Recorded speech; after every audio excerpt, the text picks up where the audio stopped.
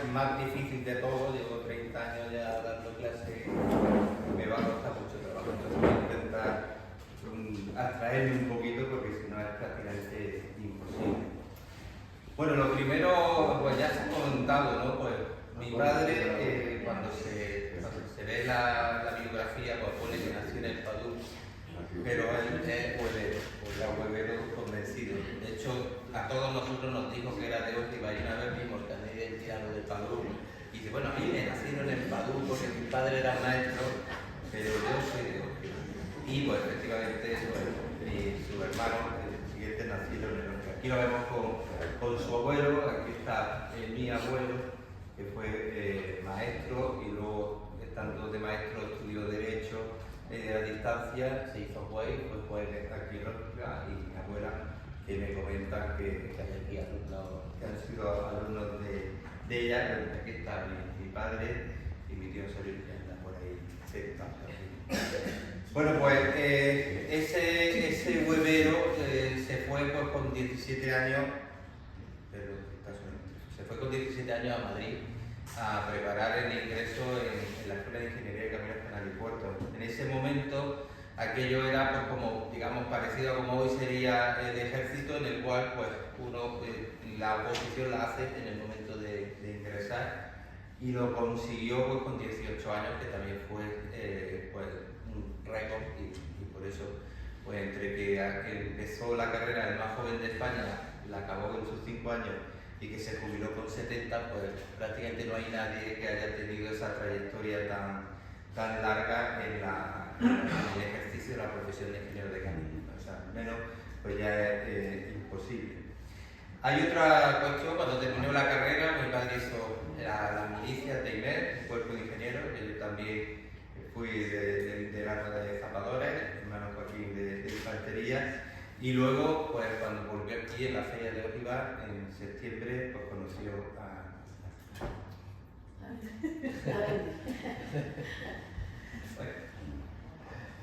a su señora madre. Bueno. Y tuvo estos 50 terroristas. Bebe agua, Fernando. Yo tengo terrorista.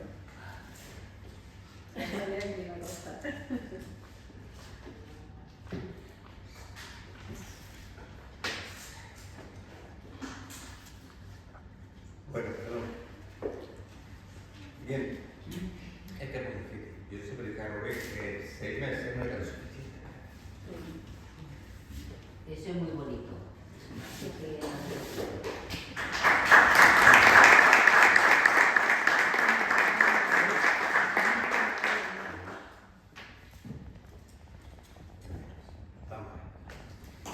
Bueno, para hablar de los principios que siempre transmitían para la obra de ingeniería eran la seguridad, la funcionalidad, la economía y la estética y el respeto del medio ambiente.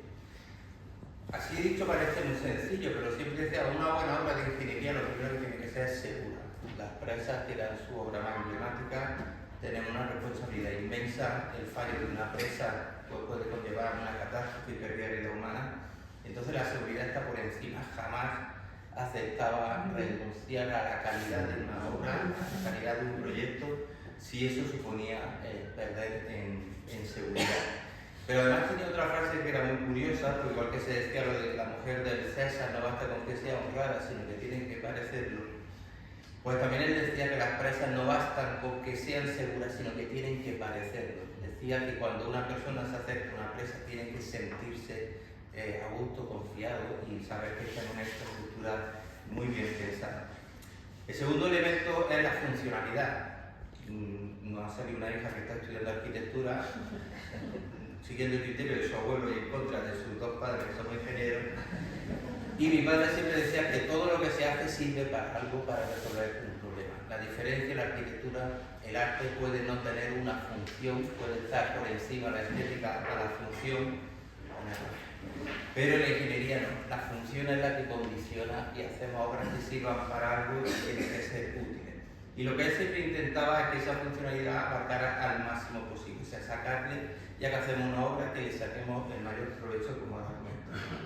Luego la economía. También es verdad que a la ingeniería se nos ha llamado siempre peseteros, pero claro, él decía es que cruzar un puente de un lado a otro lo hace cualquiera gastando mucho dinero. Para poner exactamente los materiales en el sitio justo, la cantidad de hormigón, de armadura, para eso es por lo que tenemos que estudiar. Entonces nunca aceptaba hacer cosas desproporcionadamente caras.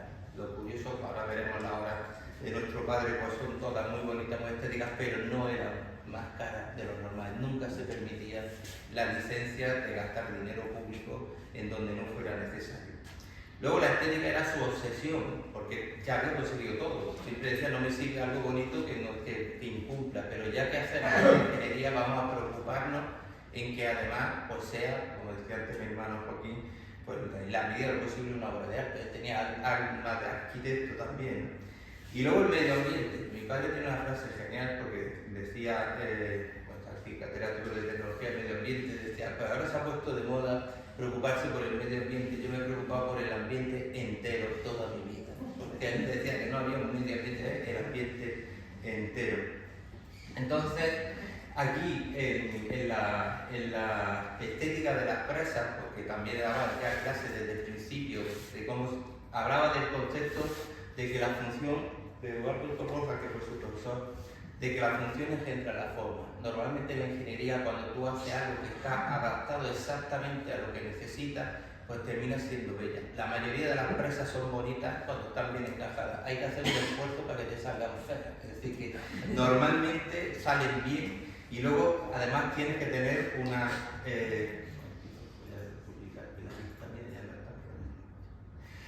esa estética se basa primero en la función. Luego él decía que la estética no está reñida ni con la seguridad ni con la economía. Como decía antes, eso por encima. Nunca jamás aceptaba poner un decorado, jamás. O sea, si ponía un elemento, ese elemento tenía que estar trabajando. Ahora lo veremos en algunas imágenes. Y luego pues concebir el proyecto en todo su conjunto. También ahora muchas veces trabajamos solo mirándonos en un solo problema y él veía el ámbito completo de la presa, el embalse, los pueblos que estaban, la comarca, la región donde se encontraba, lo tenía todo en la cabeza y luego el encaje en el paisaje.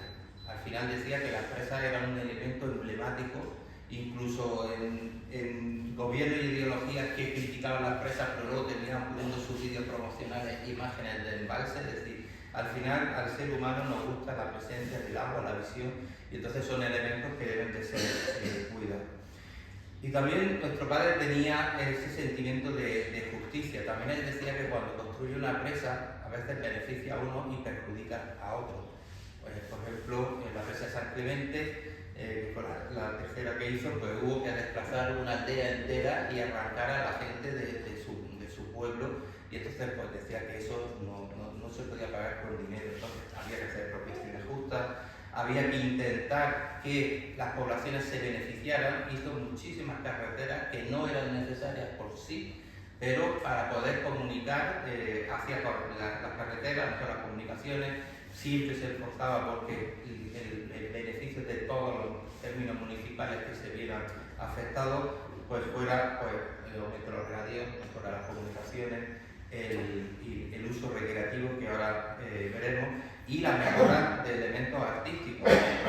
También por ejemplo, Latín pues se puso a restaurar un edificio histórico, pues también como diciendo pues esta gente que luego tenga el orgullo de ver un patrimonio adicional. Y también pues tratar toda la cuenca plantando árboles y evitando la erosión. Es decir, que nunca se centraba solo en el elemento específico de la presa. Este es uno de sus dibujos, a mí me gusta para llevarse que es antiguo, pero esa era su zona. Es verdad que estuvo trabajando, pues con 23 años que terminó la carrera, lo mandaron a trabajar a esa zona, que él contaba que ahí en esa época le pagaban en billetes, o sea que no tenía el contrato ni nada, y luego ya pues ingresó en el cuerpo de ingenieros y ha sido siempre toda su vida ahí. Es verdad que luego en el 93 pasó a ser ingeniero jefe, llevando todo a Granada, pero ese es su corazón, su obra de ingeniería, pues pues son todos esos años, y aquí pues vemos pues, todas ellas, ¿no? La presa de la Bolera, la presa del Portillo de San Clemente, la del Negratín, la de el Peñón de los Gitanos, que luego se llamó Francisco Avellán, y presas que él proyectó, la de Goz, la de Guadalajara del Peñón, y que no llegaron a hacerse. Todo es absoluto. Los hermanos, cuando le hicieron un homenaje en Pozalcón, pues dijo que era la obra de su vida, fue la primera. Porque hay que pensar que una persona de 23 años pues llega y te pone a hacer una presa tú solo, y además cambió el proyecto que había y lo hizo completamente distinto.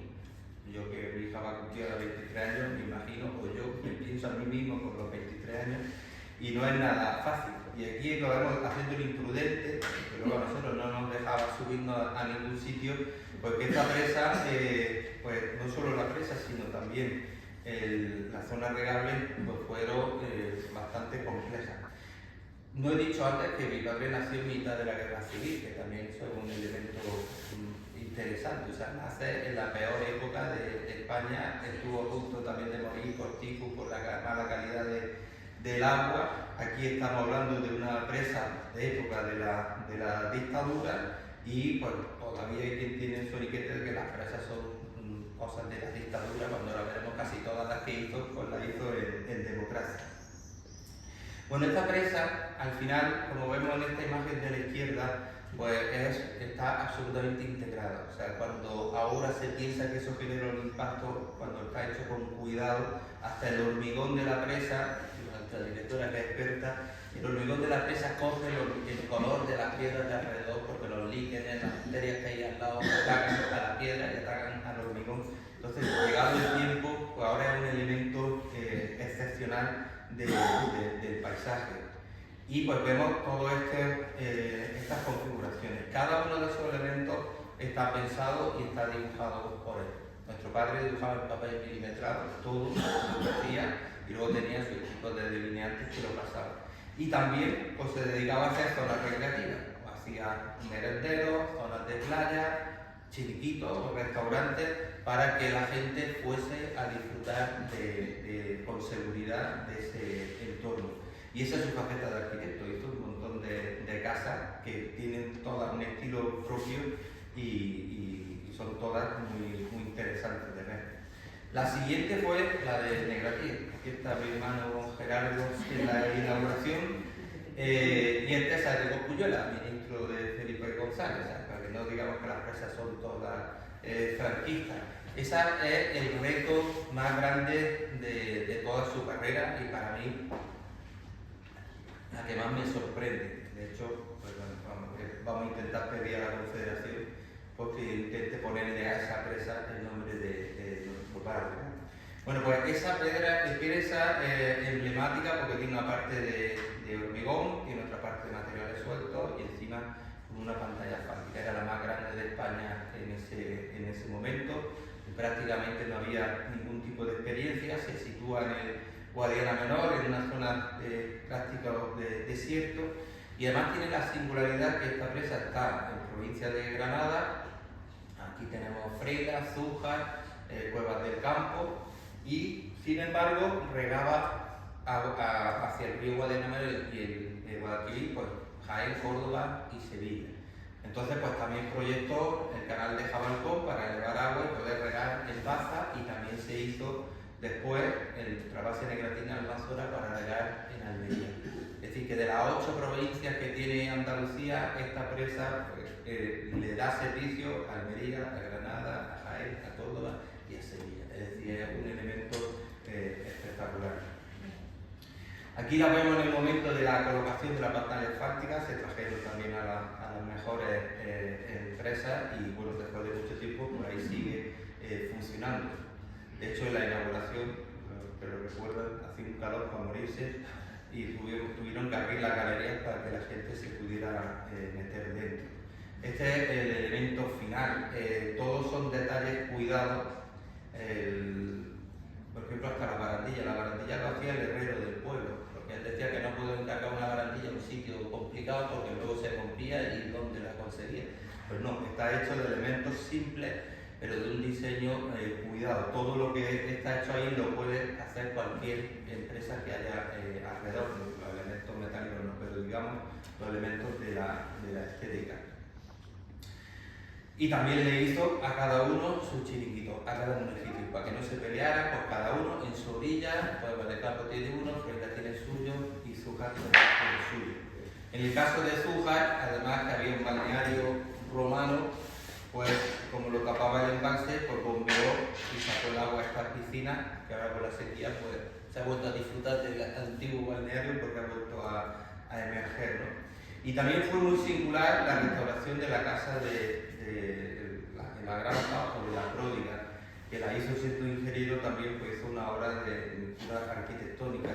Y ese lo hizo porque esa se decía que Pedro Antonio Alarcón, el escritor natural de Guadix, su novela de la pródiga se había inspirado en esa casa y el protagonista de esa novela era un ingeniero de camino que se mete a político, que no hay muchos ingenieros de camino que protagonicen novelas, y decía mi padre que se pensaba que era Iturralde el que había hecho los bloqueos de la bolera antes que tuviera la presa.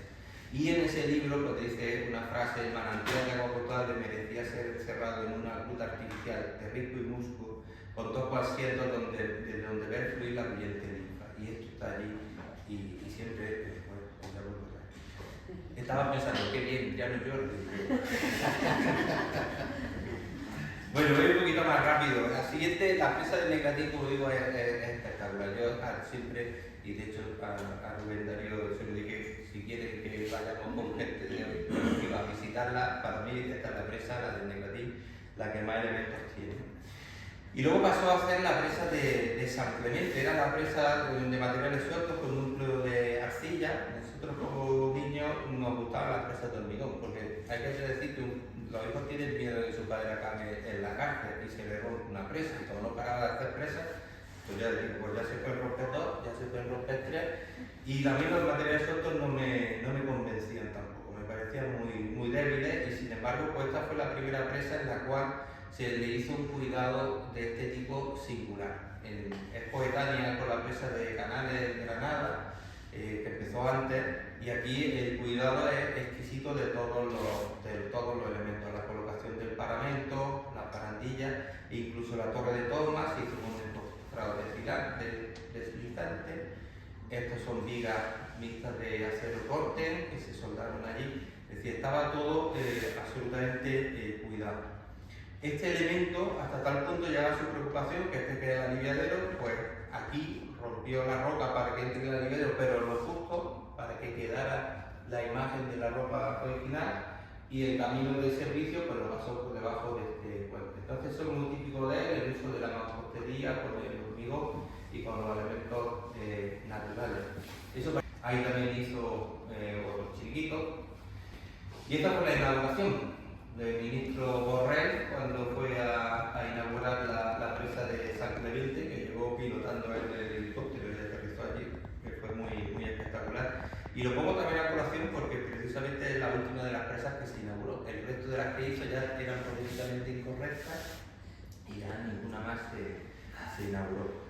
La siguiente fue la presa de Francisco Avellán. En este caso ya se había especializado, ya le había perdido el miedo a la presa de materiales sueltos, con muslos de arcilla, y aquí lo que tenía una pantalla de hormigón bentonita complicadísima, y entonces pues aquí se dedicó a hacerlo todavía más bonito. El anterior había hecho la empresa Agromán, este también le correspondió a Agromán, y aquí ya todos los elementos están cuidados al máximo. La oficina, el helipuerto, cada presa tiene un helipuerto, lo puede hacer más bonito, más feo, pues aquí lo hace como elemento esencial.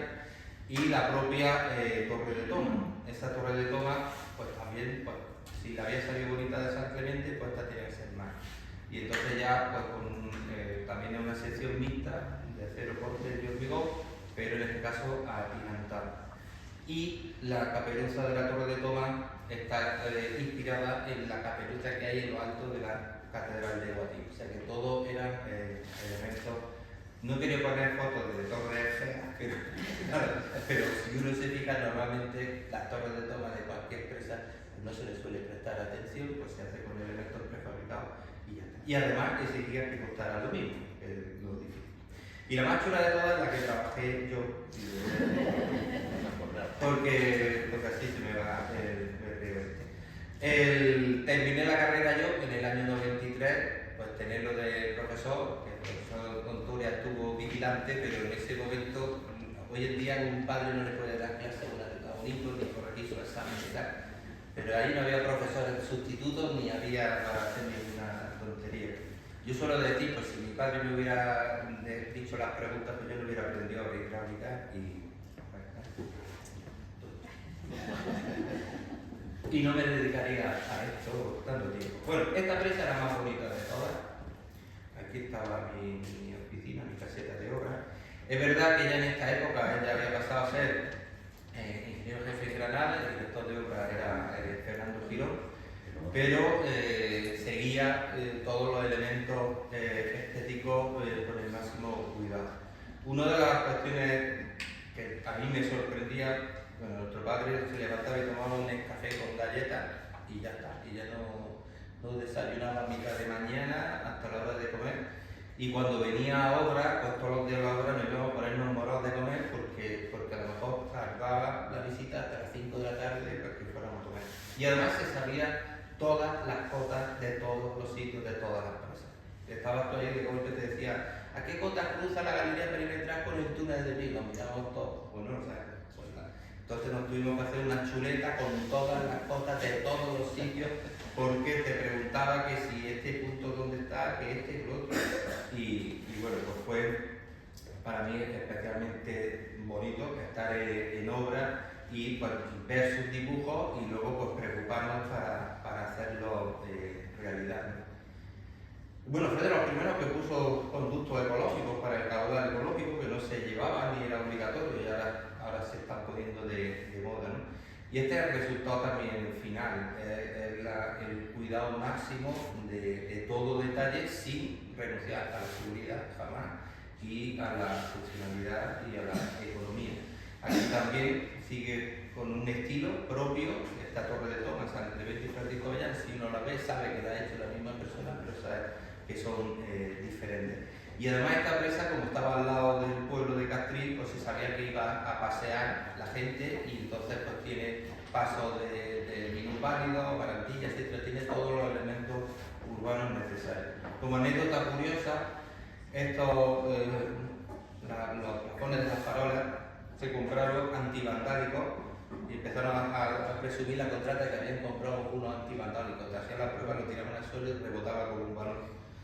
Y nosotros decidimos no decírselo a nadie, porque esto es un pueblo de sierra, los pueblos de sierra son... Si tú le dices que eso no se rompe, entonces colocamos un farol durante 2 meses, él solo, en un sitio, a ver cuánto tardaban en romperlo.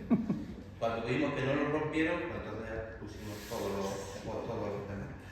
Bueno, aquí es verdad que dibujaba todo, o sea, pero de verdad hasta la barandilla, en eso sí participé yo, porque yo tengo dibujo hecho de un periódico Ideal, él dibujaba a mano, les decía esto me gusta, y luego delineante y la forma que fue en Aletí.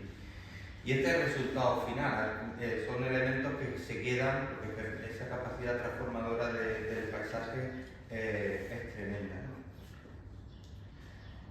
Y bueno, ¿cómo conseguía todo eso? Por su carácter, su inteligencia, su carácter, no es que fuera un carácter flojito, como os podéis imaginar, tenía carácter y genio, pero también por sus colaboradores.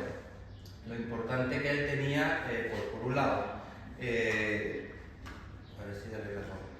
Él dibujaba el papel ilustrado y esto tenía varios sus delineantes que han sido amigos hasta, bueno, seguirán siendo siempre, Morilla y Evaristo, que él dibujaba a mano, pero en bonito todo lo que él proyectaba. Yo siempre decía que ahora que estamos en la época del AutoCAD, ahora hacemos tantos dibujos tan rápidos que nadie se molesta en pensar lo que está haciendo. Cuando nuestro padre tomaba la decisión de pasar el delineante a limpio, el delineante tardaba 1 semana o 2 semanas en hacerlo. Entonces tenía que estar seguro de que estaba aquí. O sea, porque ya una vez que estaba dibujado a mano, rectificar, que también lo hacía, pero solo rectificaba por una fallo grave. Entonces eso exigía el pensarlo todo hasta que solamente decidir que lo pasen a dibujar a mano, pues era una decisión ya importante. Luego también su conductor, Felipe, que también bueno, tuvo varios, pero de llevarlo allí a recogerlo a altura, pues al final se construyó un cortijo al lado de mi padre y han estado siempre siendo amigos. Y esto lo veía yo porque cuando iba a una reunión mi padre a un ayuntamiento, de verdad que llevaba la zona de Guadalajara Menor, pues se sentaba con el alcalde aquí y Felipe se sentaba allí. Entonces aquí se decían las cosas, digamos, oficiales, que nadie decía la verdad, y allí al fondo se decían las verdades, pues este es tonto, este no sé qué, este no sé qué, y cuando salía, pues luego el conductor le decía a mi padre, pues mira, a mí me has dicho regante que eso no es verdad, la gente del pueblo está enfadada, y tenían un lenguaje una comunicación muy positiva. Y luego los ingenieros técnicos, ayudantes de obras públicas que no les gusta ese nombre, pues bueno, Juan Piñero, Miguel Velasco, ha tenido varios recuerdos. Miguel Velasco también ha estado con él en la presa de la Bolera, en la presa de Negratín y en la presa del Portillo. Y Miguel fue mi jefe cuando yo estaba en la asistencia técnica, y pues esos son también los que lo han sufrido y se han peleado para hacer todo realidad. Luego, su jefe o presidente, pero bueno, cuando ya fue ingeniero jefe, pues también los compañeros que han sido profesores nuestros también de la escuela, Fernando Girón y Jaime Riera, que también han mantenido esa comunicación permanente. Y ya termino hablando de la parte de la universidad. Como ha comentado la directora, pues a nuestro padre le llaman cuando se hace la primera promoción, llega a cuarto, así todos se buscaron los profesores. Esos profesores asociados, pues la verdad es que nuestra escuela siempre le ha tenido esa consideración porque al final no se dedicaban a esto. De hecho, mi padre intentaba que no le pagaran, él decía que no quería que le pagaran, que quería dar clases gratis, y la universidad que eso no se puede hacer. Digo, si se lo va a llevar Hacienda todo, digo, pues para lo que me queda del sueldo después de Hacienda, prefiero darlo gratis y que nadie me diga nada. Pero no se podía. Y es verdad que bueno, al final, como ha dicho la directora, pues marcó una época. Sin duda, pues el momento más bonito eran los viajes de práctica. Estoy aquí buscando los viajes.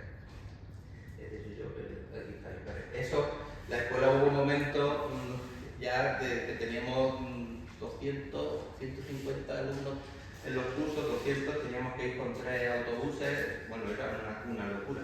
No he puesto mi foto del año pasado, que estábamos 7 alumnos y 3 profesores, pero bueno, eso ya también lo ha resuelto la directora. Pues todas esas personas que están por ahí haciendo destrozos, tropicios o genialidades, y eso es en verdad el valor más importante, ese de ahí, ¿no? Entonces esta fue hace no mucho,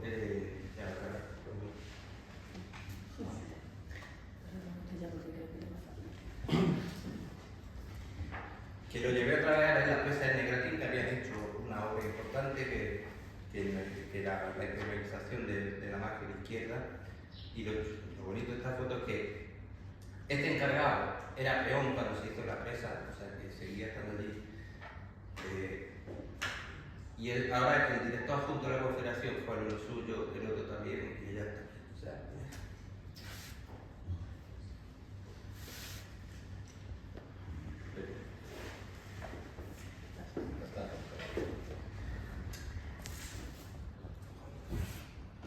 quedan dos.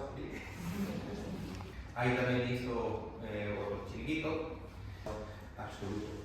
También fue un vídeo que el hijo de Rosa Doctoria pues, elaboró de toda su obra y que bueno, pues, está en esta página web que nuestro hermano mayor, que es notario registrador, pero que está para hacer esta página web de todo, pues está toda esa información y ya no puedo más.